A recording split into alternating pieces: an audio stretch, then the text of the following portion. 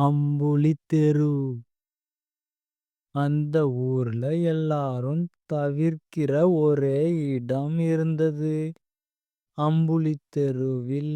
பகல் நேரத்தில் கூட அந்தத் தெருவில் நிழல் அதிகம். இரண்டு பக்கமும் சாய்ந்த பழைய வீடுகள். மாடியில் தொங்கும் உடைந்த கண்ணாடி ஜன்னல்கள். நடுவுல ஒற்றை தெருவிளக்கு, அது கூட இரவு வந்தா சும்மா சும்மா மின்னி அணையும். அங்க இரவு நேரம் போகாதீங்கடா என்று பெரியவர்கள் எச்சரிப்பாங்க. ஆனா எச்சரிக்கை கேட்காத வயசுதானே இளமை. கார்த்திக், அருண், மோகன், லதா கல்லூரி முடிச்சுட்டு வீட்டுக்கு போற வழியில அம்புலித் தெருவே குறுக்கு வழி. அந்த நாள் அமாவாசை நிலா இல்லாத இரவு.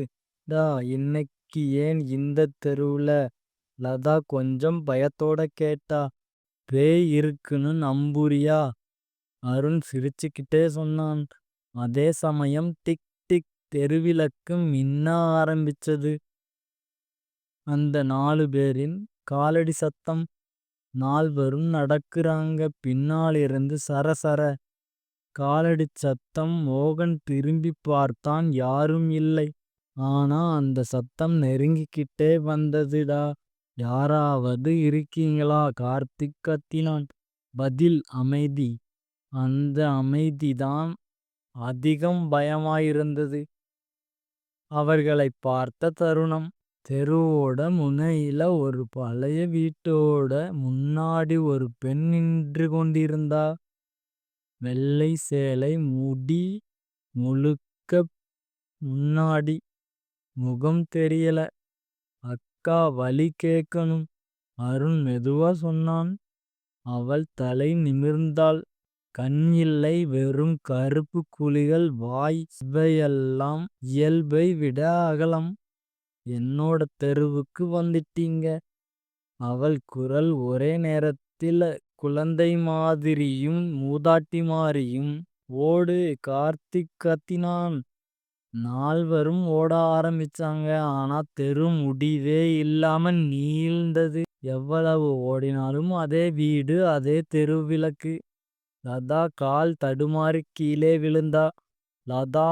மோகன் திரும்பினான். அவள் பின்னாடி அந்தப் பெண் நின்றிருந்தாள். இவள மட்டும் விட்டுறேன். நீங்க போங்க. அந்தக் குரல் சொன்னது. என்ன வேணாலும் செய்யுங்க, அவளை விட்டுடுங்க. கார்த்திக் கண்ணீரோட கெஞ்சினான். அந்தப் பெண் சிரிச்சா. ஒரே ஒரு விதி. இந்த தெருவைப் பற்றி யாரிடமும் பேசக்கூடாது. அடுத்த நொடியில் அனைத்தும் இருட்டு. கார்த்திக், அருண், மோகன் மூவரும் தெருவுக்கு வெளியே கிடந்தாங்க. லதா இல்ல. யாரும் நம்பல. Police case. ஆனா அம்புலித் தெருவுல ஒரு அடையாளமும் கிடைக்கல. அந்த தெரு மூடப்பட்டது. ஒரு வருடத்துக்குப் பிறகு அருண் யூடியூப் சேனல் ஆரம்பிச்சான். Real horror stories. முதல் வீடியோ டைட்டில் அம்புலித் தெருவுல உண்மை சம்பவம்.